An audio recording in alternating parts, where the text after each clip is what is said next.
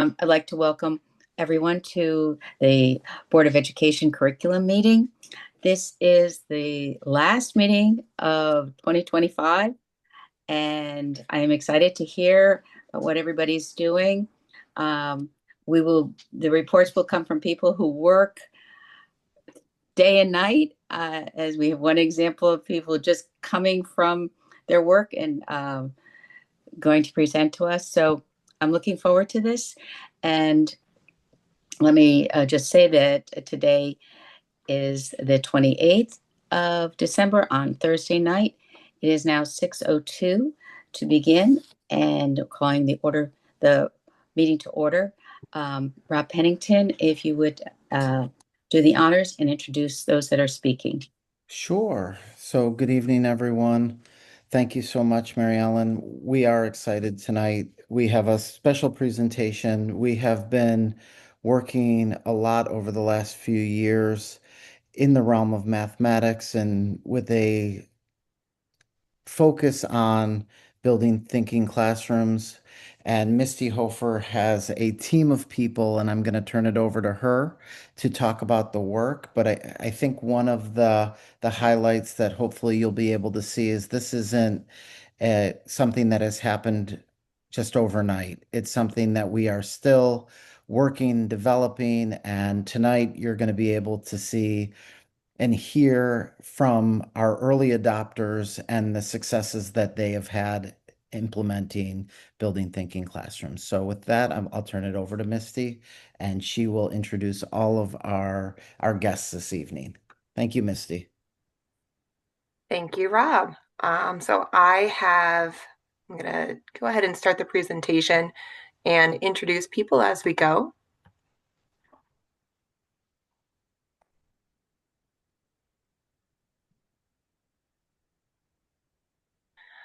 So we are joined. Can everybody see the agenda page? Yeah, I can see it. Great. So we're joined by 3 elementary schools who are going to speak to us about some implementation of thinking classrooms. And we have representations from Fox Run, Amy Tobin, the math coach, Colin Page, a 5th grade teacher, from Jefferson, Julie Signor, a grade teacher, and Kelly Gonzalez, the dual language 4th and 5th grade math and STEM teacher. And from Marvin, Laura Monahan, who is the math coach. She's actually unable to join us tonight, but she did help with the presentation as well as all of the work you'll see. And Michelle Suda, 5th grade teacher, and Alexis Esperance, 4th grade teacher. The reason we chose representations from these 3 schools is because elementary began departmentalization in 4th and 5th grade. And also these 3 schools and the teachers who are joining us tonight really jumped headfirst into a pedagogical practice called building thinking classrooms. So what is building thinking classrooms? Anytime you hear somebody refer to it, what we're talking about is an idea and methodology of instruction for math that refers to a book and set of practices to support student autonomy, metacognitive practices, and promotes a structure for instruction that promotes thinking.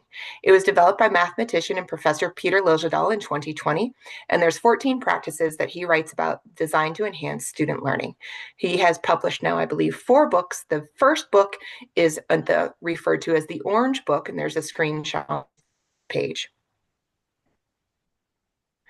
So the timeline between where we are today and where Building Thinking Classroom started, he published that book in 2020, and we started to train in the summertime some teachers and some educators about building thinking classrooms. There also was a lot of participation from staff members for trainings that were hosted by Partners for Educational Leadership in March and in May of 2024, and I worked to train our math coaches.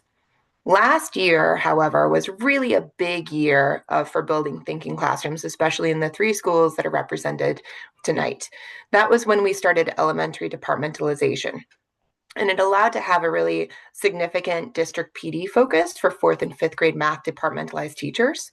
We also had more summer trainings, and we had a lot of coach support, and we had some strong implementation in some classrooms. That leads us to this year. We had more summer trainings, we had even more district PD focus, and even more time for training with Partners for Educational Leadership in the fall of this year. Now we are seeing these practices visible in elementary, middle, and high school, and we've even embedded it in our elementary curriculum. And with that, I'm going to pass it over to Amy Tobin, our math coach at Fox Run. Hi, I'm Amy Tobin. So I'm the math coach at Fox Run. And like Misty said, with building thinking classrooms, there's 14 different principles that go within that. But in Norwalk, we focused on these different types of consistency practices. The first one is that where students work. So students aren't necessarily always in their workbook, working with pencils and inside their workbook. Instead, they're actually at vertical whiteboards around the classroom. And those come in two forms. We have our regular whiteboards, and then we also have what's called white books that are kind of like these sheets of whiteboard material that students have around the room. We also have one marker per group, and also students have to stand at the whiteboards that they're working. And what the standing does is that it actually increases what's called like active engagement. And probably one of the most instructional pieces, and then also like one of the biggest I guess like pivots and increases that we've seen as far as student engagement goes is with the vertical whiteboards. Because it's a whiteboard, students are much more keen, I guess I'd say, to try unfamiliar strategies because they can erase it, which is one of the big key elements of this, especially because math anxiety starts in third grade and you become a lot more conscious of your mistakes. That what the vertical whiteboards do is that it makes all the students feel more comfortable, even though their work is more present because it is erasable. So they're more likely to try new strategies. The other piece is collaboration. So students are working in groups of three, and typically in visibly random groupings, which means that usually classroom teachers will have cards, or there's different types of kind of like a wheel of fortune, but it has different student names on it, and that's how they get grouped rather than assigned groups. Tasks are given to students rooted in real world problems. So we'll change the IM curriculum, and instead of saying like Jada and Han did something, it's Miss Tobin and Miss O'Brien went to the store and we went out to dinner and these were the things that we got. So making it more about real world and personable to them, and to actually launch tasks within the first 5 minutes of the classroom. Also fostering student autonomy means that teachers are asking questions to students in order for them to find their own mistakes, which means that we put a lot more emphasis on the process of learning and the process of mathematical thinking, opposed to just focusing on the right answer. We want students to be able to find their own mistakes. And so teachers will typically say, like, why did you do this? Talk me through your problem that you have. And as they're talking through, they'll find like, oh, wait, like 3 times 4 isn't 10, like 3 times 4 is 12. And students have to then rely on themselves as well as each other in order to find the solution. And then lastly is fostering metacognition, which means that we have lots of time built in when we use vertical whiteboards and building thinking classrooms for students to reflect. And at the end, we usually do have some sort of like fluency practice as well. And I had mentioned that there was a reason we chose representatives from Fox Run, from Marvin, and from Jefferson. And that's also about the wonderful data that they showed with Smarter Balanced last year in the first year of implementing departmentalization and really leaning heavy into building thinking classrooms. Misty, can you share the screen so that, because it's hard to see because in present mode? I would if I could find that button while in Zoom, Rob. Hold on.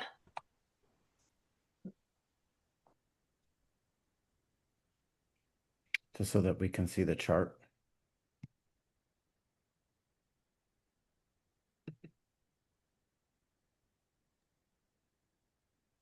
While she's doing that, I can tell you a little bit of data that's not on the chart. Because I think of, when I think of education and I think of improvement practices and different instructional strategies that we use, right? There's two pieces of data. And so one piece of data, which isn't on that chart, is like the qualitative data and the classroom observation data. And what I can tell you is that when you walk into a classroom that is using building thinking classrooms, there is definitely a buzz and there is excitement, and you can clearly see the social engagement piece and the collaboration piece very easily when you walk into a classroom that's using this. And the other piece is the quantitative piece, right? The cognitive engagement. So it's very easy to see this social engagement and even emotional engagement when you walk into a building thinking classroom. But the quantitative piece is equally as important, right? So there's two pieces of data here within our 3 schools. The first piece of data is about student growth and comparing our high needs students to our non-high needs students.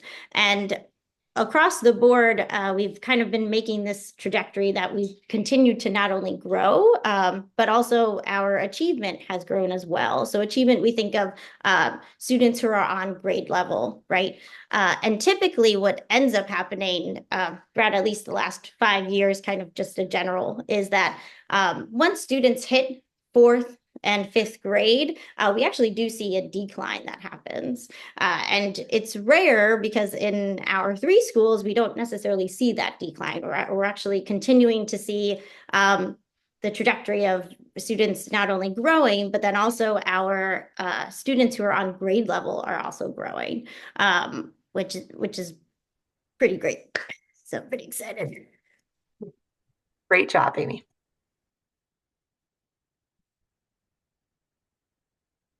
All right, so next up is going to be Julie Senior, who teaches 5th grade at Jefferson. Hi, good evening, everyone. I am Julie Senior. I teach 5th grade at Jefferson. I teach math and science. On the screen, you can see some of the pictures from my classroom. I have to tell you, when I first started, Mr. Nina and our old math coach, Dr. Beckley, he approached me and was like, I want you to try something new. And I have to be the first to say I was very skeptical. The thought of kind of giving up the power of teaching the way I thought students should learn, and learning now, taking this approach of building thinking classrooms has significantly improved how all of my students, especially my special education students, engage with math. The shift in the last 2 years has really helped my students build confidence, see themselves as capable mathematicians, regardless of their ability. We are designing tasks with multiple entry points and use collaborative group work so students can learn from one another. As Ms. Tobin was saying to you, if you could see, so my students, I have 8 different vertical boards in my classroom. And we really are finding that using these vertical boards is reducing anxiety around mistakes. And it allows me, the teacher, to really quickly observe the students' thinking while providing targeted support. It's allowing me to encourage students to take risks and to revise their ideas. Through observation and student discussion, I'm able to assess understanding in ways that align with all students' IEPs. And one example, I have a student this year. She is nonverbal autistic. And when I tell you it's an amazing, amazing time watching her up at the boards with her peers working on math problems. She's able to be the writer. The kids are explaining to her step by step, just like the rest of them are doing. So I really have taken this on, and I'm looking at it as it really is building my students, but also myself as an educator. So overall, building thinking classrooms has helped me create an inclusive environment where all my students, especially those in special needs, they feel valued, they feel supported, and they're capable of deep thinking. Before you go anymore, I have a question for you. Sure. Looking at the graphs just before, it was pretty outstanding that at Jefferson, the kids, the high needs kids, and all the math students were right on top of each other. I mean, how can you explain that the high needs kids were able to keep pace with all the students. Well, I can go ahead. You want to? Well, with all the scaffolds that we provide for the students, I think once they're on the board, for example, I do the dual language, and I will talk more in my slide Sure. to answer that question. Well, the question implies something really wonderful is happening here. The other schools are good, but it's just unusual that the math students from high needs and the all students would be able to achieve as high as they have. So good going, and I'm happy that you broke down what you're doing, that the kids are up there moving around, talking with each other as they're figuring out what they're doing and what's right, what might not be right. It sounds, it's a good thing. It truly is a different approach. It's a different way of thinking. It really allows the students to, in a sense, to be the teacher, right? It's random groupings. So the kids, if you notice, they're, and it's teaching them to learn to work with everyone. So these kids are up there, and to hear the discussions and to see them explaining to each other how, things very differently than the way I would think math should be. It's truly outstanding. It really is. And for all the kids, and like Kelly was saying, using different scaffolds has really given us that like edge up on, not only helping the kids with special needs or our MLL kids, but all of our students. Exactly. And this is the wonderful concept of keeping the standards very high, but scaffolding so that kids are engaged all the way through, not just sitting listening to how a teacher is explaining something. This gives really good detail on how to achieve that, which is complicated. But I can tell your enthusiasm, and we can see their achievement with the standardized test too. So that's good. It also too, it takes the pressure off where we could have a group that may be still on the first problem, but it still gives us that opportunity to push those kids that are excelling. So, so every child feels like when they're up at those boards, they feel like, hey, I can do this. Right. So good. Thank you, Julie. Hi, so my name is Colin Page. I'm from Fox Run Elementary School. I teach fifth grade over there, and I only do math. And where I'm a little different than Julie actually is this is only my second year with my own classroom. So the building thinking classroom is really the only way that I have taught math. But I do remember back to when I was a student for Norwalk Public Schools at Cranberry School and how we used to learn. And it is very different. I wanted to talk a little bit about the types of questionings and when they're being asked. So obviously they're at the vertical whiteboards. We do randomized groupings. They have a sliding scale, which I know will be talked about later with the self-assessing rubrics. But one thing when I went to a training over the summer with Peter himself, and one thing that he talked about was the timing of when you're asking questions and also having different questions pre-planned for all different types of the high-flying groups as well as the students that might need a little bit of a nudge. So what's going on in the pictures a little bit was an activity we did where it was talking about the Great Pacific Garbage Patch. And the idea of it was long division or standard algorithm multiplication, 3-digit by 2-digit numbers, and there was even 3-digit by 3-digit numbers. And so when all the students were given the task, they were just the problems were shown on the board.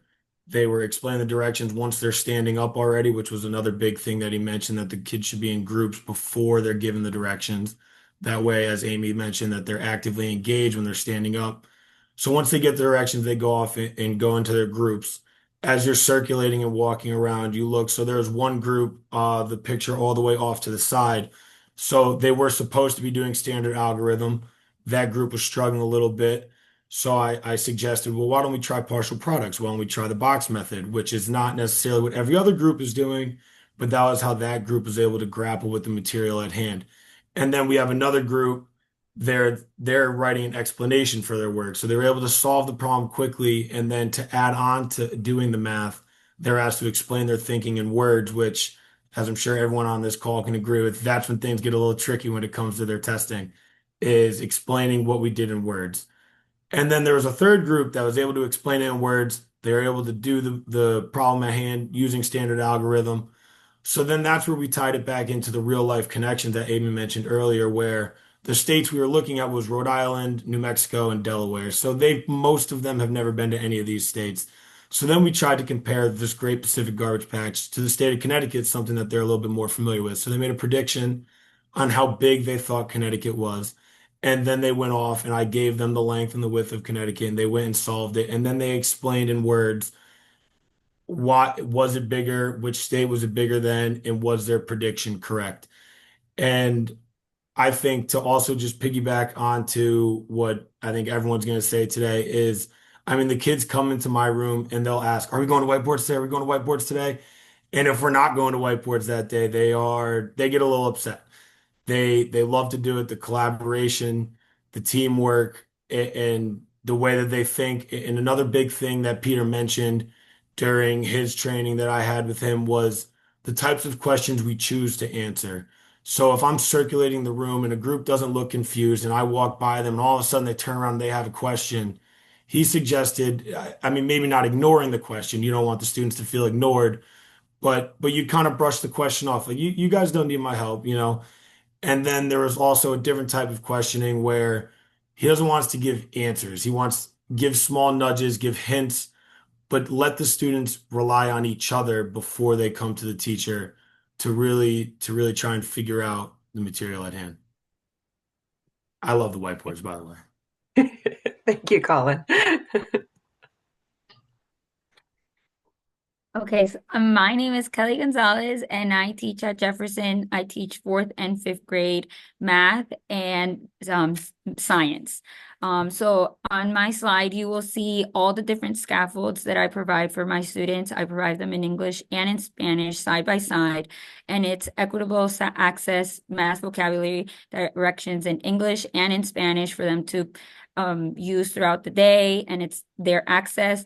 Thinking before language, students show the reasoning through drawings, numbers, and talk, so they're able to discuss in both languages when they're on the boards, which is very nice to see when they're collaborating together, because there could be a student who's a newcomer and a student who is proficient in English, and it's nice to see how they help each other, even if one student doesn't understand, and they will teach each other in that moment, kind of what Colin said, where it's on them and they're helping each other, and I'm just facilitating, making sure, asking the questions, and language support. So I do provide a read, draw, write, where they're able to read the problem and then we circle the problems, and I teach these strategies for them to build their language and their academic math skills and culturally relevant problems with right now we were learning fractions and we were using sandwiches, but instead I added tamales, so students can make that connection of sharing and partitioning tamales instead of sandwiches. This way I like that. That's really connect fun. and so they can make a connection. And I've noticed a growth of interest with them where they could relate to it. They could collaborate on the whiteboards. And then I make the problems also using their names. So it has really engaged their thinking. I also have high rigor for all learners, multiple entry points, and deep their thinking. Overall, BTC has helped create an inclusive classroom where all students think deeply, collaboratively, and develop their strong mathematical understanding. Thank you, Kelly.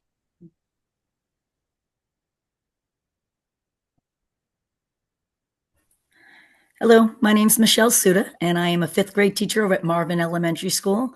I teach math and science as well. This is my third year in fifth grade. I did 24 years in second grade. So building thinking classroom has been my savior. Literally, when I went into fifth grade, I was like, how am I going to teach fifth grade math coming from a second grade level? And we are very fortunate, Lexi and I. They offered a professional development where we got to choose a couple classes and go to Norwalk High School. So Lexi and I are like, hey, let's just try this building thinking classroom, PD. And we went in, it was like an hour and 20-minute class, and we loved it.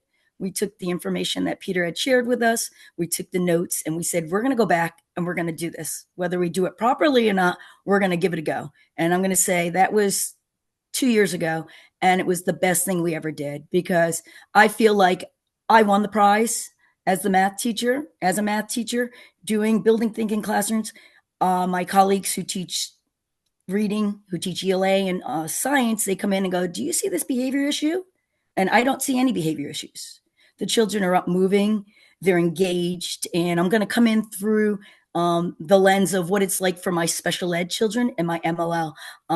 Kelly did a great job explaining the lens of an MLL student, and I'm just going to piggyback through my experiences.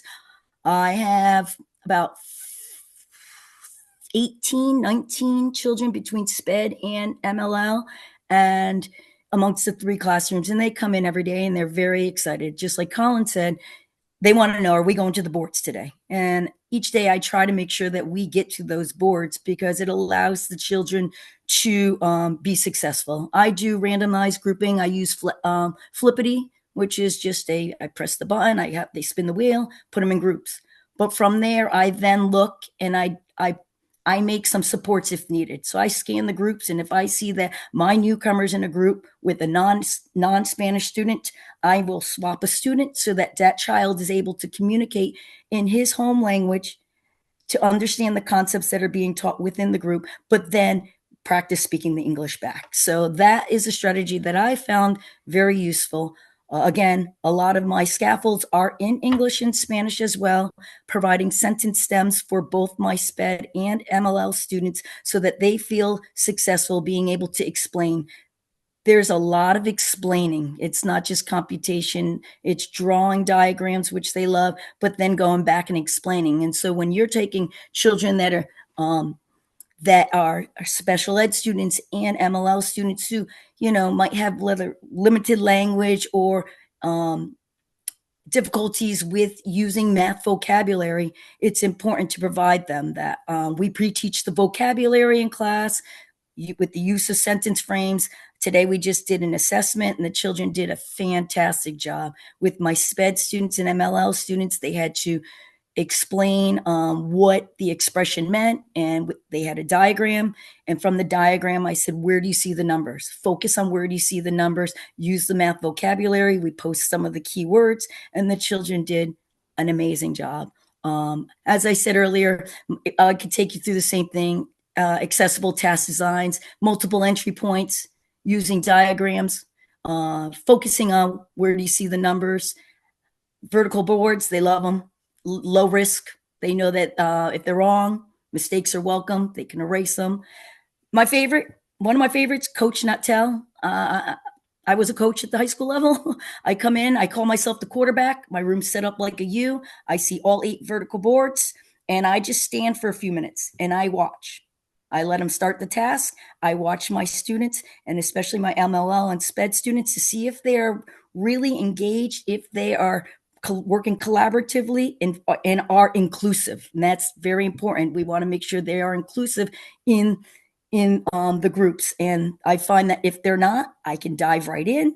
I can coach them a little bit, not tell, but ask them a few questions and say, what do you think here? And then from there, they'll step back. I'll say, look around. Are there any boards that you need to go to? Or we'll take a field trip over to another board, look at the work that the other children are doing, and say, okay, go back, revise your thinking. So the children do feel valuable. They feel worthy. They feel like they have given their input, which is very important to us. Language and support.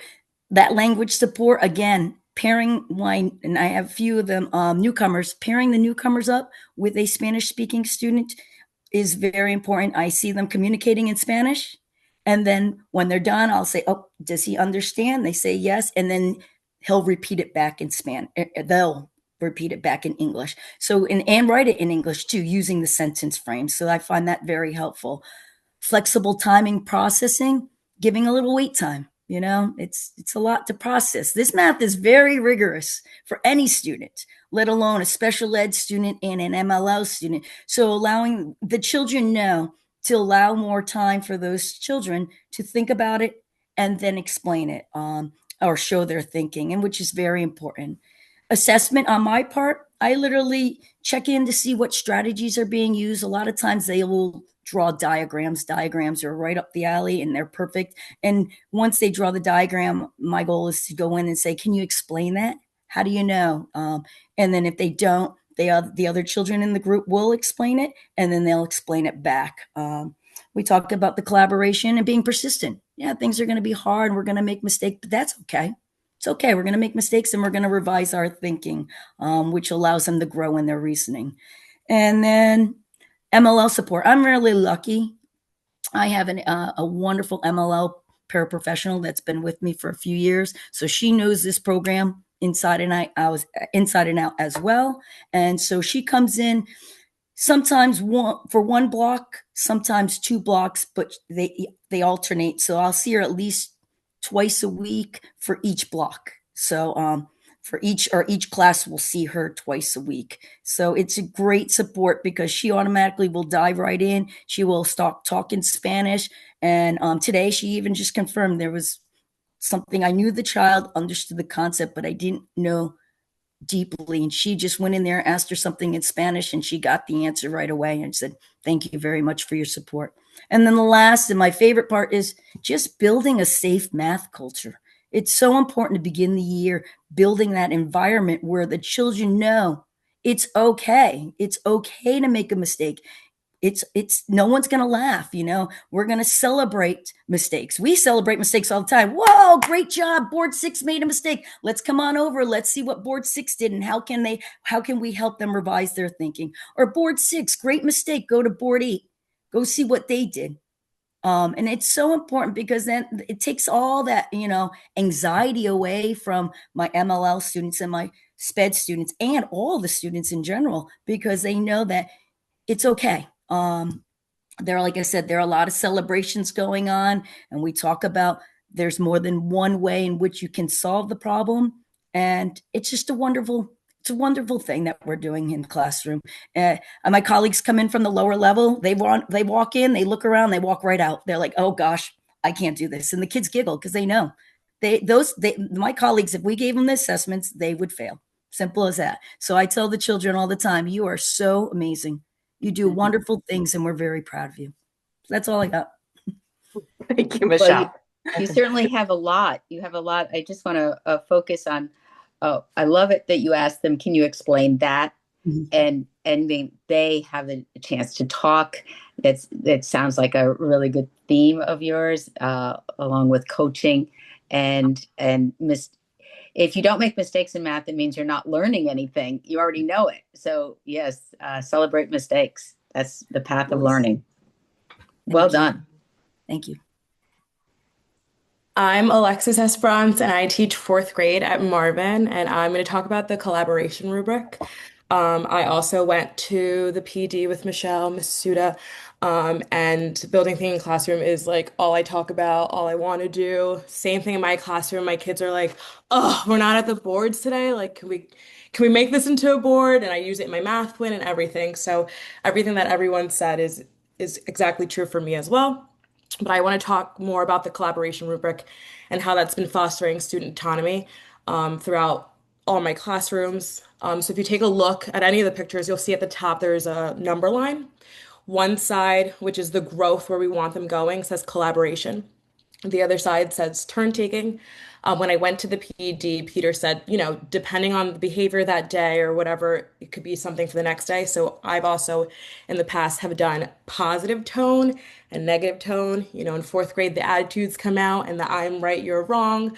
So very much the conversation, it's not about what you say, it's how you say it. So we did focus on tone a little bit, but now we're back on working on collaboration and turn taking, because sometimes you'll find that our students don't understand the difference between collaborating and working together and, oh, I did this one here, it's your turn to the next one. So I find that with the collaboration rubric, the kids are holding themselves accountable children are brutally honest. They will say, well, you're not sharing your ideas or you're not speaking as much, and they'll work with each other. And my classroom knows before I come up to you, make sure you guys know what's happening on your boards, you know what's written on your boards, because at any point I can go up to any student and say, what are we doing? What does that mean? And if someone says, I don't know, that means we're turn taking. We're not collaborating with each other, which took a lot of practice. So now, as December about to go into January, I find that the kids are very much responsible and now they know. It's helping with their independence and building their confidence. Today, I had a student who was working with this group, and I was just walking around listening, and he stopped and told the girls in his group, and he's like, I really don't know what we're doing. I don't understand what that says, what that means. Can we stop and like work? And I was so proud of him because he's a student that's really quiet and shy. And he's the type of kid that would have just like let them do it and he would have figured it out later. And he like was like, no, if Miss Esperance comes and asks me, I'm not going to be able to answer a question. So now they have that, they're encouraging himself and like their own self-reflection. So oftentimes I'll stop in the middle of class and I'll say, how do you feel? Where do you think you are? If I can come up to you and answer and ask you a question, will you be able to answer me? If your answer is no, please point closer to turn taking. If you're yes, you're more in the middle. So I do that 3 times typically on a good day. The second time around, I'll stop again and I'll say, let's talk about where you were, where you are now, and where your end goal is going to be. So how are you going to get better for the end of the day? Prior to my PD, I was having them self-assess with using grades, so an A, B, C, D, F model. And then when I went to the PD, I liked the number line, but then my class was like, oh, we can't grade ourselves anymore. Like, we got a B today. So now I included that in my classroom. So they grade themselves at the end as well as their last mark. And you'll see like a lot of the groups went from C's and D's. And now if you look across my room, it's like A, B, B plus, C minus, and they get so into it because they know that's what they're going to get in middle school. And they love self-assessing. And it just makes me so proud of how they're working with each other in the classroom.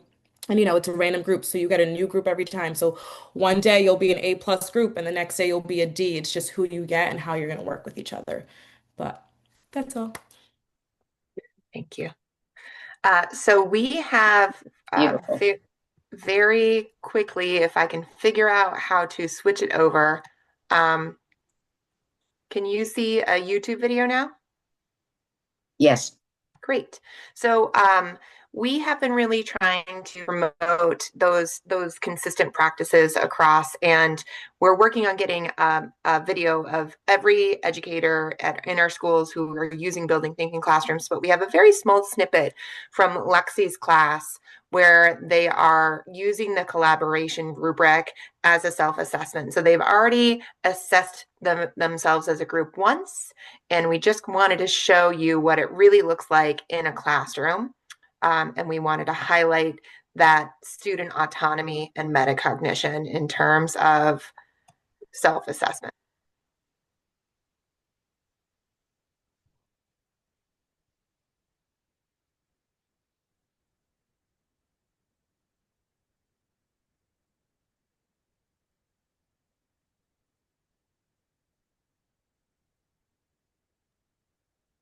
I don't think we're getting sound, Misty. You're not getting sound?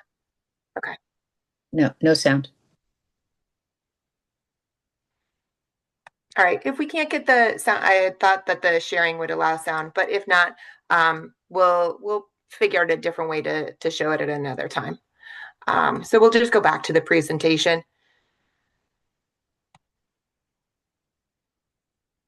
So what every single teacher talked about was really highlighting those consistent practices that we're looking to support teachers with, because what we want teachers to understand is that these are practices that support your students and allow you as a teacher to shift into a different mode, which is really all about fostering, monitoring, and promoting higher order thinking. This is where we are so far. So this is some of the support that we've done in order to get to the point we are today. We've had multiple levels of training outside of district. The Partners for Educational Leadership have been really great. They've brought Peter Liljedahl into the state of Connecticut and have really given Norwalk an opportunity to send multiple educators to go to workshops with him. We've also had a lot of district level trainings that I have been fortunate enough to work with our teachers and our admin with. over the summer. They've been done in principal and assistant principal monthly meetings, done with math coaches, and then also with the district professional learning days. Departmentalizing in fourth and fifth grade has given me access to elementary teachers that I never really had before, which is another reason we were able to see Marvin, Fox Run, and Jefferson right now on this call is I was able to work directly with teachers at professional learning. Julie and Kelly supported our professional learning in October and did some presentation as well. We've also had school-based trainings that have been led by our internal staff, administrators, coaches, and teachers. And we've done a lot of work with our coaches for coaching support and co-planning. This year, we're seeing even more teachers who didn't quite or weren't quite ready to implement last year who are implementing this year. And it was really having 3 back-to-back training days. We had another one in October, and 2 back-to-back, and those really helped to make it spread like wildfire where it wasn't already this year. And as every single teacher has mentioned, even though it's a little bit daunting to get started, once you start and you see the engagement of the students and you see what your students are capable of, educators are sharing that they really do enjoy putting it into their classrooms. And then we've done a lot of intervisitations within schools and schools to school. So this is what we need to get to. What our next steps are is we just want to continue our support. And I will also say that our administrators have been incredibly supportive of these practices as well. Reinforcement and collaboration. So continued coach support for planning and implementation, teacher partnerships. We find that teachers who are using building thinking classrooms want to talk to other teachers who are using building thinking classroom practices, and then continuing to just strengthen and align. Every one of the educators who talked today implemented that collaboration rubric this year. They had not implemented it in years past because it was a new practice that they've added on. And that I believe they've all talked about how that has continued to strengthen the classroom that they're seeing. We're also working on a video library. We want to make sure that everyone who is implementing is highlighted, and that I feel that really promotes consistency and not sameness. Sometimes educators are worried about doing what somebody else is doing and making sure it looks the same. That's not the point. It's more consistency and finding what works for you within your classroom. And then it also leverages and scales the good practices that are happening. We have additional trainings that we're hopeful to continue. We have some summer work with Partners for Educational Leadership. And then I'm continuing to build thinking classrooms in. Every time I lead a PD, schools are still doing the PDs and teacher teams are doing the PDs as well.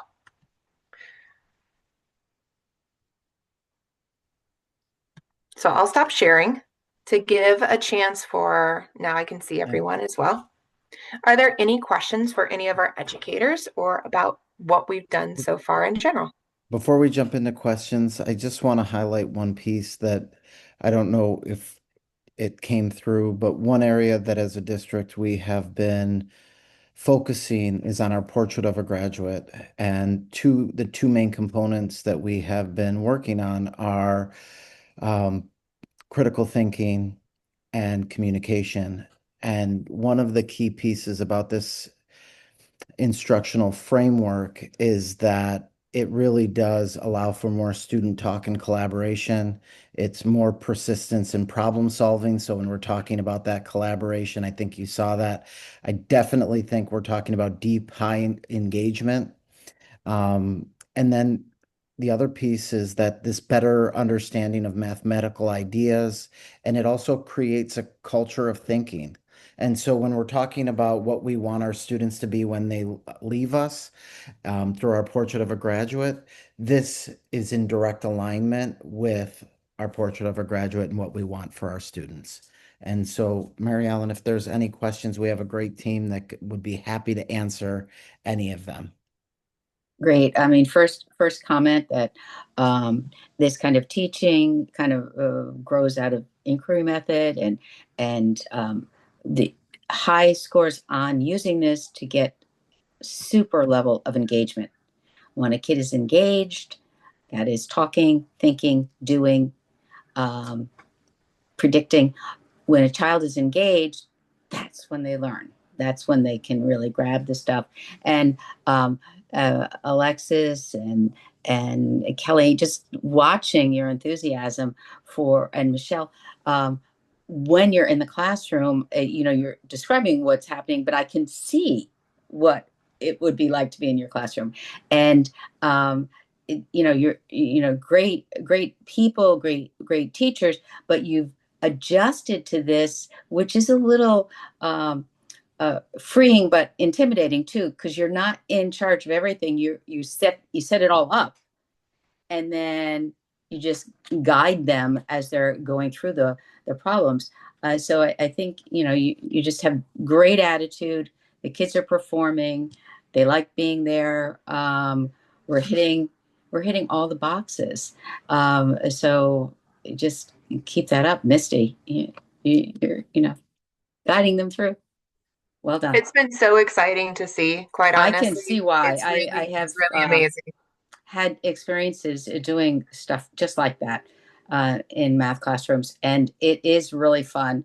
We used to do it just with paper, on all around the room and having them go up. But same concept, but it's radically different than being a math teacher and just explaining, and then the kids work on it, and you walk around and see if they've got the problems right or wrong. It's a whole different thing to really work in a team. Triad is a very nice size too. 3 rather than 4. It creates that little feeling that every kid has to say something, because you're going to get caught if you're not saying something. So looking good. That's it for me. I think the other piece is that this isn't just happening in elementary school, it's also happening in our middle and high schools as well.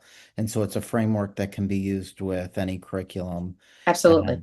And I think that is so as a district, it is something that we are seeing growing year over year. We have our early adopters here Yes, tonight, the leaders. but it is something that it is growing every year. I did want one question. You had a phrase that was teacher partnerships, and that's another teacher that's doing the same thing. But I'm wondering, have any of you had teachers who are not doing it come to you and say, that looks really good? How are you doing that? Have you, Alexis, have you had that?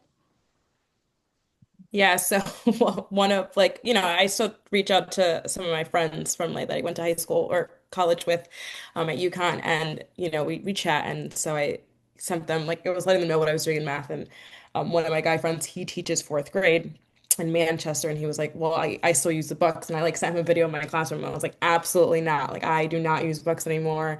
So we FaceTime, we chat, and I kind of walked him through it. Yeah. Kind of what I'm doing. And then one of our colleagues, he used to work at Marvin and now he's at Narmac. He he's visited my classroom a few times and he was just like, I love this. So now he's into it and he's doing it now. And it just makes me so happy. I could talk about it all day. Yeah. Anyone else had that and an experience like that? Go ahead, Michelle. I know that they're working on it in 3rd grade now at Marvin School. And one of the teachers, Allie Emery, said, and Sam Marzulli, and I'm sure Sam said the same to you, Lexi, we need to come to your rooms and see what's going on, because, we're enjoying what we do, but it sounds like you guys got the routine. I go, we're not perfect. We've got a lot of learning to do too. However, you're more than welcome to come through the door. And the problem is it's always, trying to find time to get them covered out to come in. But when, we tell them our doors are always open, that yes, you should come in and see what's going on. And, yeah. And again, I said earlier, I'm just grateful. And Misty, I think I sent some love notes to Misty once or twice saying thank you, because we couldn't be where we are without her believing in us and providing the support that we need and sending us to workshops so that we can get better at what we're doing, and right, as you picked up, Mary Ellen, our enthusiasm, it just trickles down to the children, and Absolutely. the children then, the other day was Marianne Shepherd was in the building with Sue Ellen, and they end up coming in, but they came in and we were just transitioning. And I said, oh, you just missed it. I said, we were just doing a cool down and we were doing mild, medium, spicy. So it allows for every child to be successful, no matter what problem they pick. It allows for it. And they were going nuts. And then I said, we have to go, we have to transition.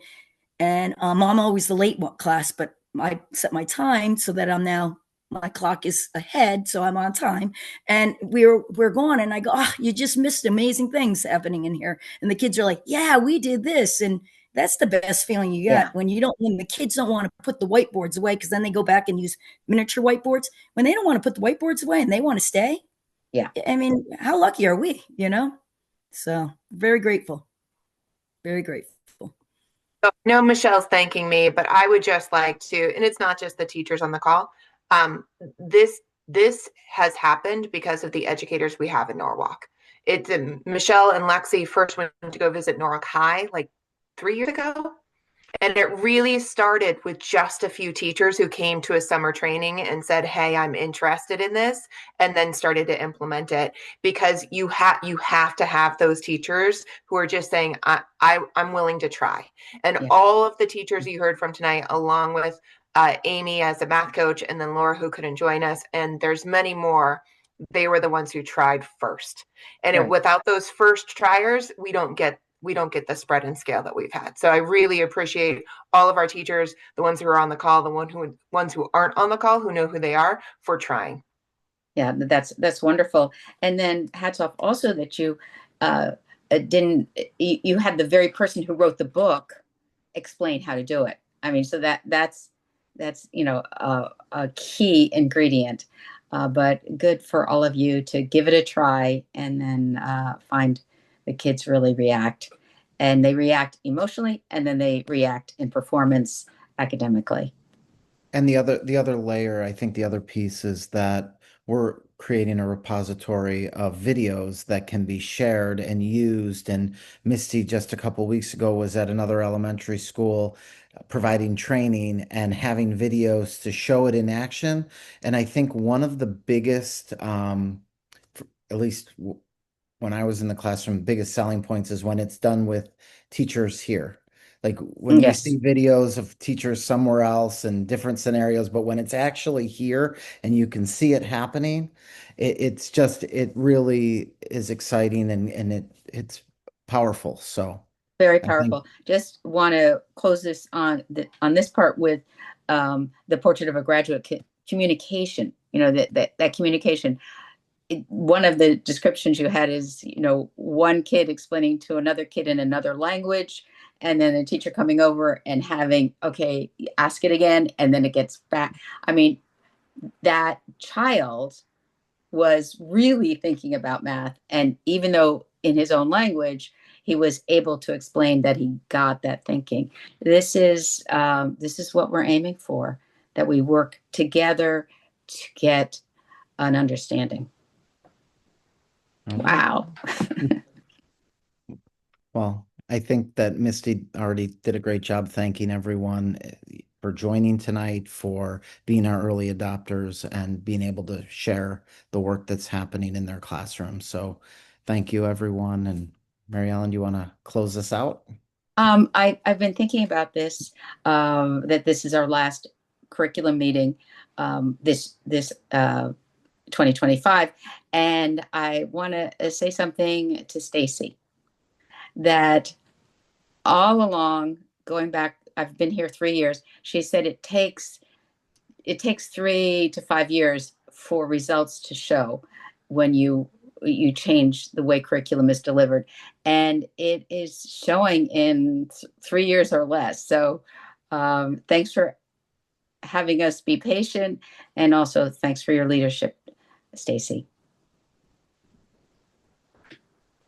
I just want to say that I often text Misty when I see building thinking classroom practices in ELA and social studies classrooms. When I visit, I take a quick snip. And so when you see the transferable skills from one content to the other, you know that it's working. And so teachers see the value in it. And so we continue to wait to see it spread. It's a good viral spread. And Norwalk is, kicking it into full gear. So very proud. Organic. Mm-hmm. Have a wonderful holiday, everybody. And we'll just close the meeting now on such a high note. Thank you all. Thank you, Rob, for your leadership. Thank you all. Thank you, everyone. Have a good evening. Good night.